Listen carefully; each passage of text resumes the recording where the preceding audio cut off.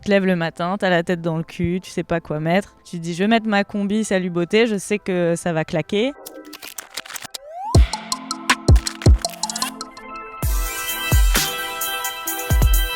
Salut, c'est Sarah. Et moi, c'est Mathilde. On va parler de Salut Beauté dans Impact. Et de mode éco-responsable. Salut Beauté, c'est une marque de prêt-à-porter qu'on a créée en septembre 2019, qui est spécialiste du tailleur, fabriqué avec des tissus issus de second circuit de production. Je pense qu'on peut avoir un impact de plein de manières possibles. Nous, on a envie d'avoir un impact sur la vie des femmes. Rien que, voilà, s'il y a quelqu'un qui nous envoie un message sur Instagram en nous disant j'ai tout défoncé à ma présentation, j'étais en uniforme, ça m'a donné de la force, bah déjà rien que ça c'est cool. On a l'impression d'avoir un impact, de donner un peu de force aux meufs, de tout niquer et de pas s'excuser d'exister. Nous, notre vision de l'upcycling, c'est simplement d'utiliser des matières qui sont déjà existantes. Donc en fait qu'on va pas produire pour faire des vêtements, mais qu'on va récupérer pour faire des vêtements. Salut Beauté, on l'a vraiment créé en fonction des convictions qu'on avait nous personnellement. Donc ouais, je dirais qu'on est engagé, on a envie de faire passer des messages, avoir un franc-parler qui parle un peu plus à notre génération, quoi. On voit le vêtement un peu comme quelque chose de ludique, un peu rigolo où on s'amuse. Ils transmettent un message